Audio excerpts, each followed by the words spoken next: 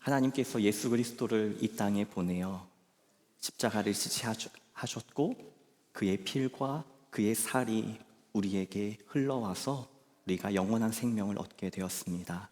주님, 오늘도 우리는 그 예수 그리스도의 목숨값을 우리의 마음과 우리의 삶에 품으며 살아가고 그 은혜에 감사하여 오늘 이 자리에 나와 주님께 예배를 드리오니 아버지, 모든 예배와 우리가 하나님 앞에 올려드리는 영광을 하나님 흠양하시옵고 또한 우리에게 더 큰 은혜로 채워 주옵소서. 그래서 하나님을 생각할수록, 묵상할수록, 기도할수록 하나님을 더 알아갈수록 주님께 더 가까이 나가기를 소원하고, 우리가 몰랐던 하나님의 모습을 하나님을 아는 지식으로 채워 주옵소서. 이 시간 말씀을 듣습니다. 부족한 종에게 지혜를 허락하여 주시고 성령으로 충만케 하여 주옵소서. 그래서 말씀을 전할 때에 전하는 자나 듣는 자 모두에게 주의 은혜로 채워 주옵소서. 그렇게 인도하신 하나님 기대합니다. 예수 그리스도의 이름으로 기도드립니다. 아멘.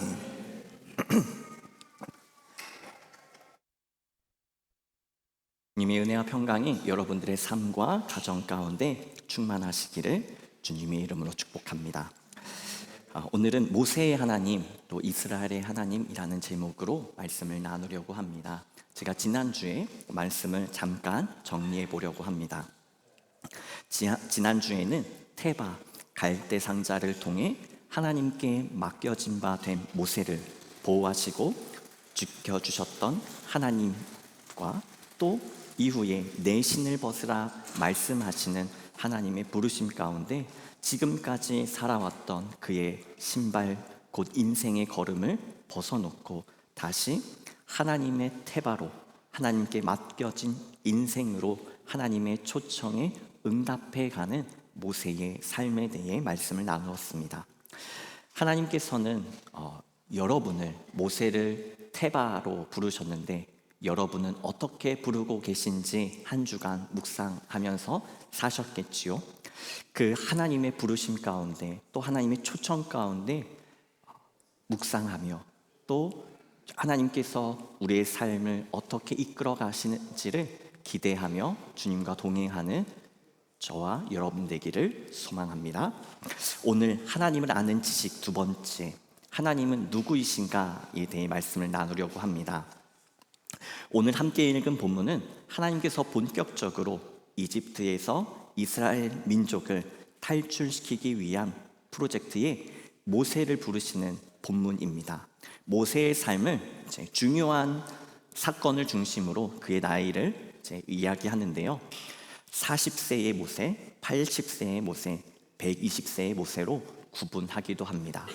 왕궁에서 자라며 살았던 그의 삶에서 전성기라고 말하는 그때를 이제 40세라고 우리가 예상해 볼 수 있는데요. 그 40세 때 그는 같은 민족 히브리 사람을 도와주다가 이집트 관리자를, 노예들을 관리하는 이집트 사람을 죽였습니다. 모세는 그 이집트인을 죽인 이후에 잘 처리를 했어요. 아니, 잘 처리를 했다고 생각했습니다. 아무도 모를 거라고요. 그런데 며칠 후 히브리 사람들이 서로 싸우는 것을 보고 잘못한 사람을 꾸짖었거든요. 그때 이 사람이 이렇게 말씀합니다. 출애굽기 2장 14절 말씀인데요. 제가 읽어보도록 하겠습니다.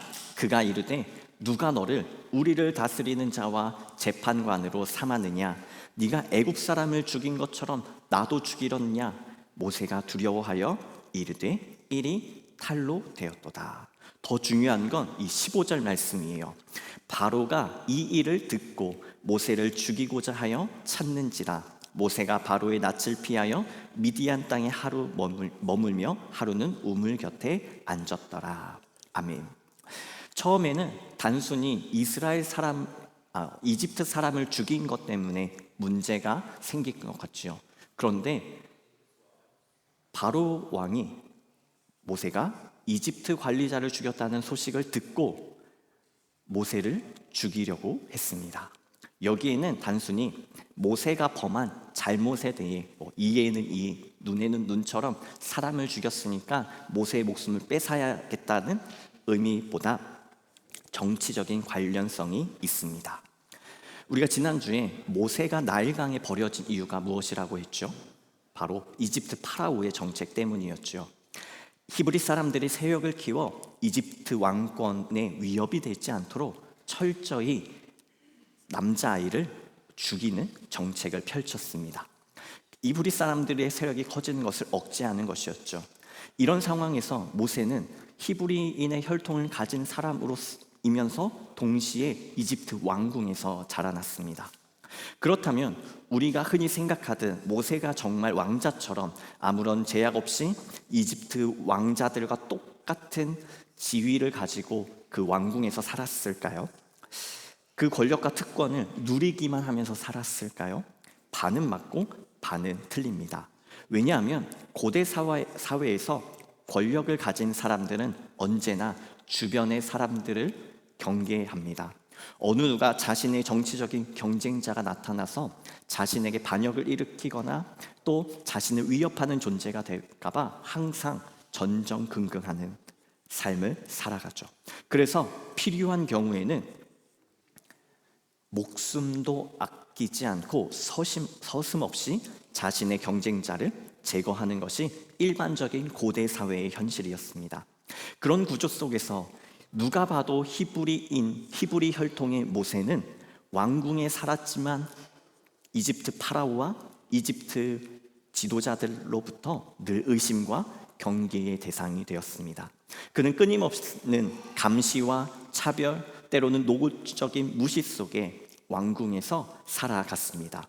모세도 자신이 히브리 사람이라는 것을 이미 알고 있었기 때문에 그들의 가족들을 알았을 뿐만 아니라 이집트의 학대를 받는 히브리인을 도와주었던 것입니다.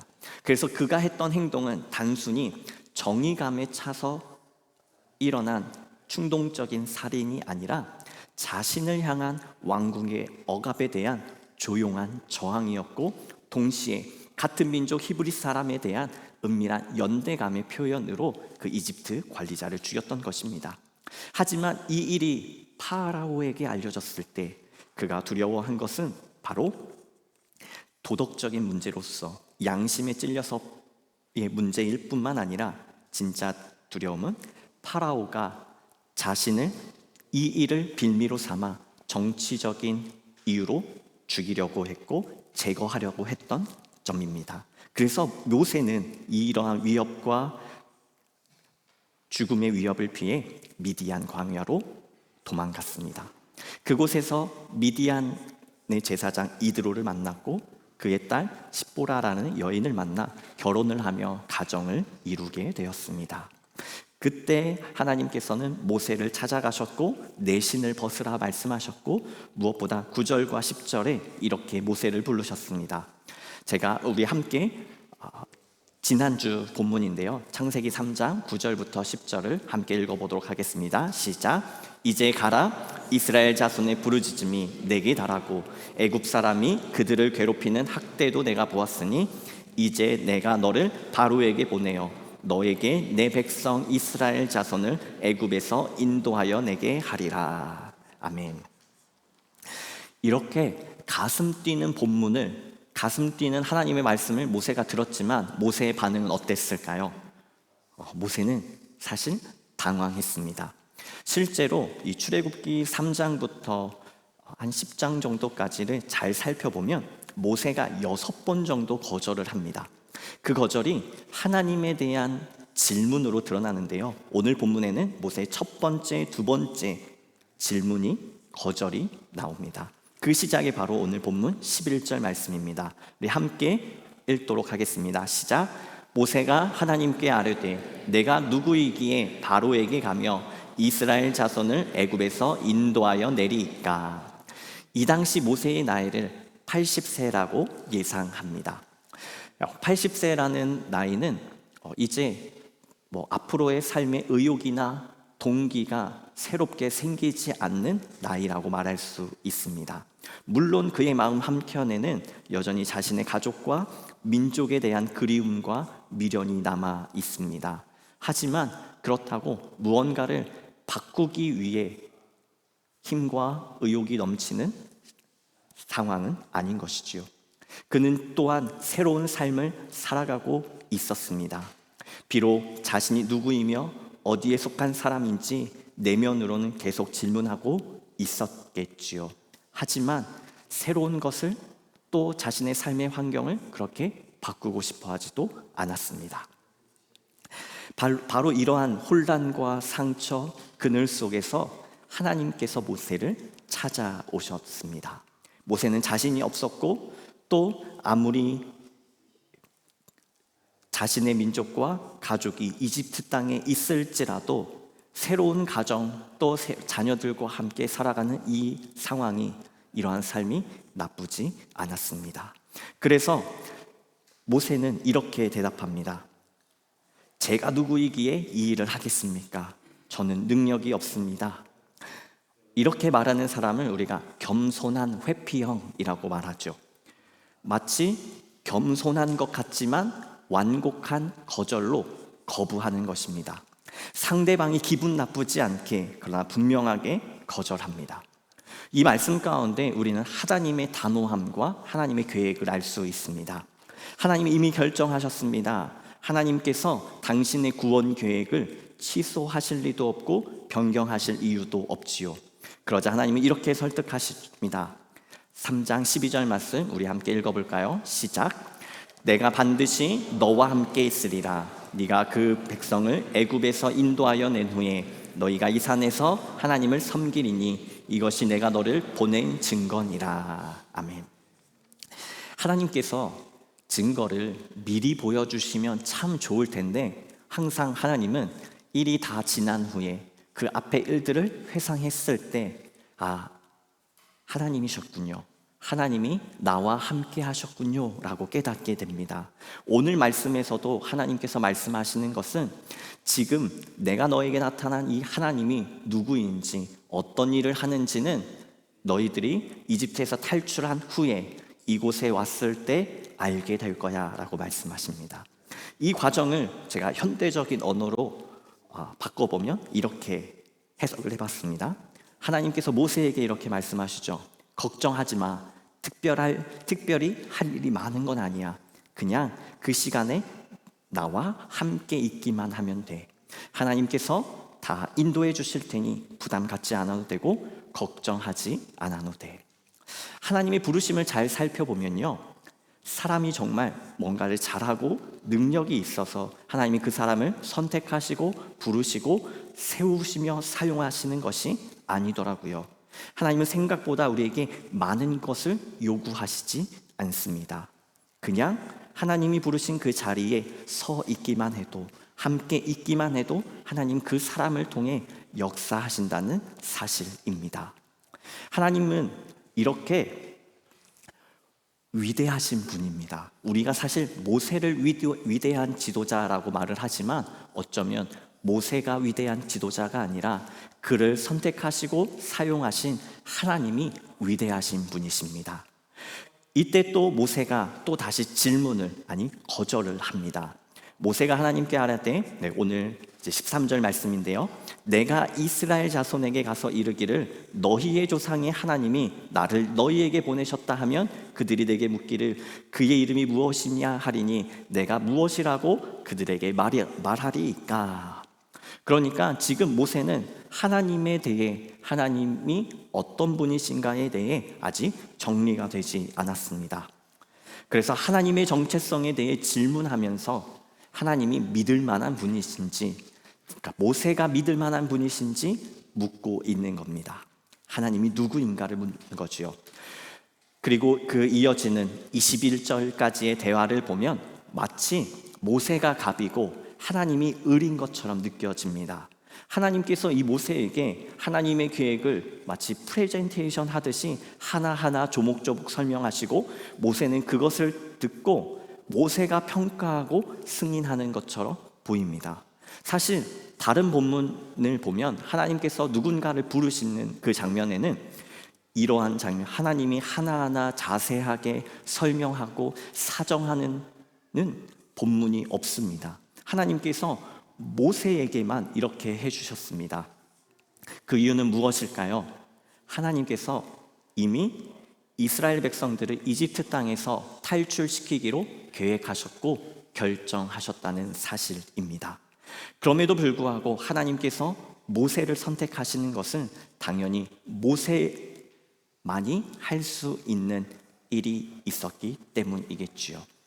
하나님께서 모세에게 그 자신의 계획을 설명하셨을 뿐만 아니라 그를 하나님의 사역 위에 부르고 계신다는 사실입니다. 하나님께서 모세에게 또 하나님은 누구이십니까? 라는 질문에 또 어떻게 설명할지를 고민하셨습니다. 어떻게 말하면 모세가 또 이스라엘 백성들이 이 사람들이 하나님을 정확하게 이해하고 하나님의 계획이 무엇인지를 알고 순종할 수 있을까? 그래서 하나님께서 한참을 고민하셨겠지요. 그때 이렇게 말씀하십니다. 또 어떤 분들은 이 히브리어로도 아실 텐데 예흐예 아쉘 예흐예.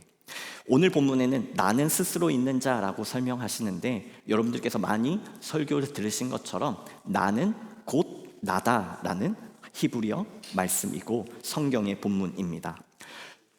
원어에 가깝게 번역하는 성경책을 읽다 보면 나는 곧 나다라고 번역을 합니다.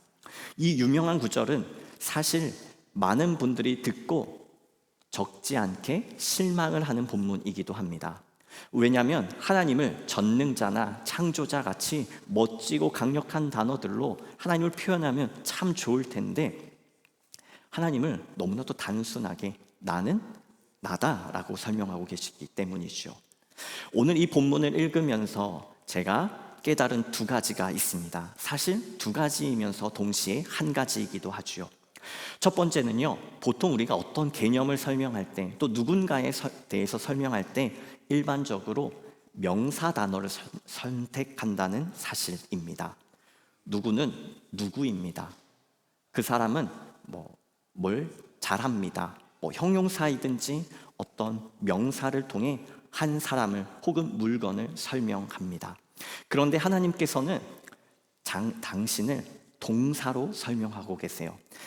영어로 하면 I am who I am인데 나는 곧 나다이지만 여기서 우리가 조금 더 정확하게 이 말씀을 본다면 나는 무엇이다 라는 것이 이제 무엇이라는 표현이 생략되어 있는 겁니다. 이 무엇에는 모든 것이 가능한 하나님의 속성과 하나님의 모습을 내포하고 있습니다. 그러니까 감추어져 있는 거지요. 그래서 이어지는 두 번째는요, 하나님은 사람의 생각이나 상상 속에 가두어지지 않는 분이라는 사실입니다. 나는 나다 이 구절에는 하나님이 고민이 담겨 있어요. 이 세상의 그 어떤 단어나 그 어떤 물건이나 그 어떤 생명체로도 하나님을 설명하실 수가 없는 겁니다.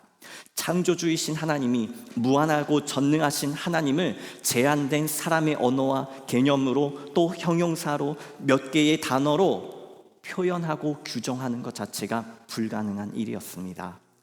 이 말씀이 사실 출애굽기 20장에 기록된 십계명과도 관련이 있지요. 하나님께서는 이스라엘 백성들에게 계명을 주시면서 이렇게 명령하셨습니다. 하나님에 대한 어떠한 형상도 만들지 말라. 우리가 출애굽기 24장 4절을 한번 읽어볼까요? 시작. 너를 위하여 새긴 우상을 만들지 말고 또 위로 하늘에 있는 것이나 아래로 땅 아래에 있는 것이나 땅 아래 물속에 있는 것에 어떤 형상도 만들지 말며. 사람들은 자꾸 하나님을 규정하고 싶어 해요. 하나님은 이런 분이십니다. 하나님은 이렇게 하셔야 합니다. 그래서 우리가 기도할 때도 하나님 앞에 실망하거나 때론 하나님 앞에 서운한 이유도 내가 정한 하나님이 내가 정한 대로, 내가 예상하는 대로, 내가 원하는 대로 일하시는 것이 아니라 내가 모르는 방식으로 하나님이 일하실 때 우리는 하나님께 서운할 때가 있어요.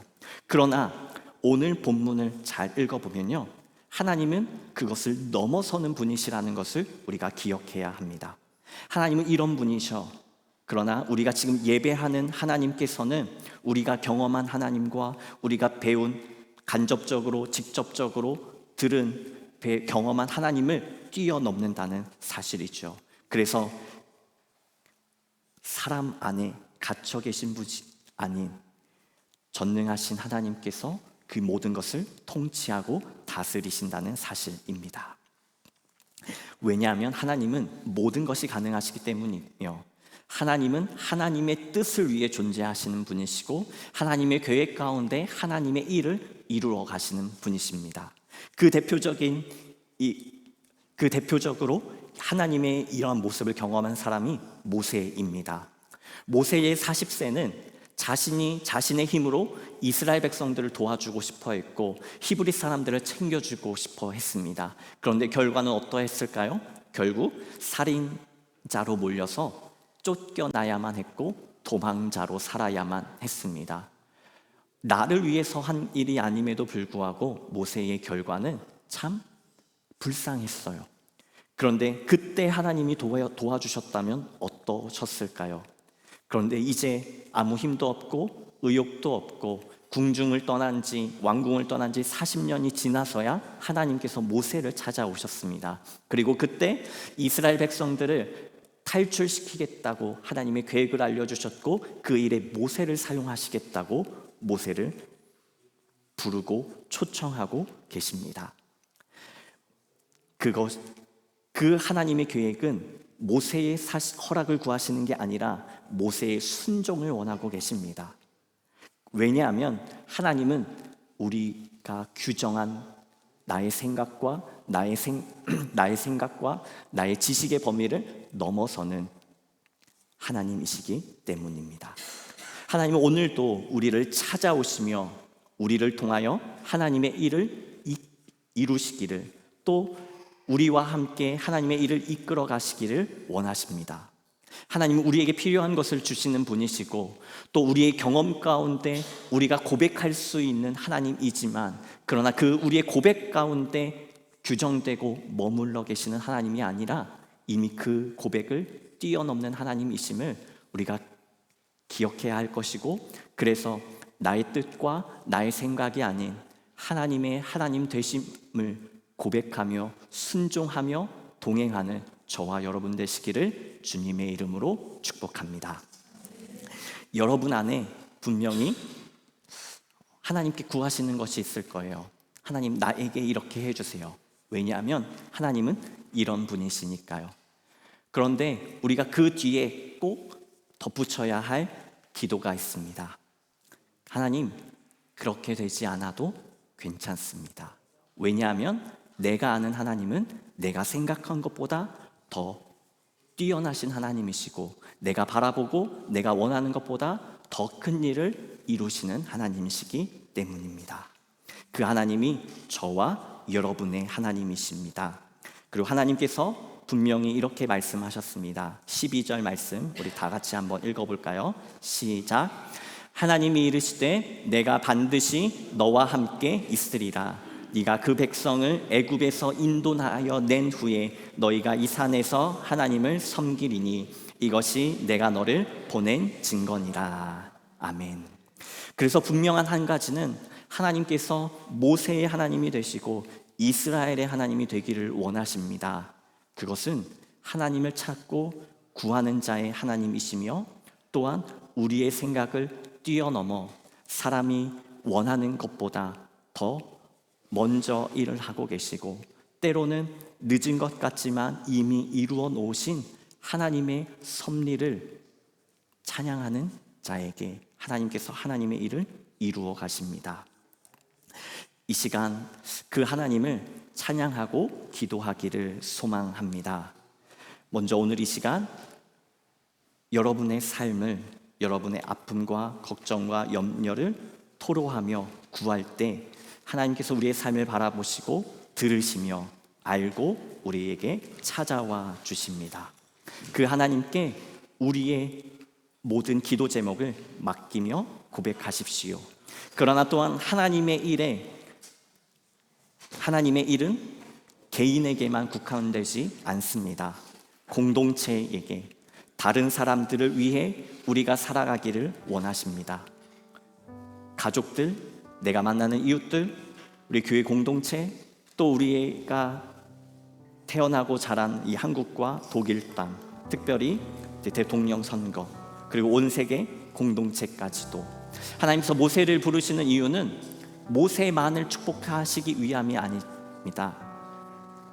어쩌면 모세는 얻은 게 하나도 없습니다. 심지어 가나안 땅에도 들어가지 못했습니다.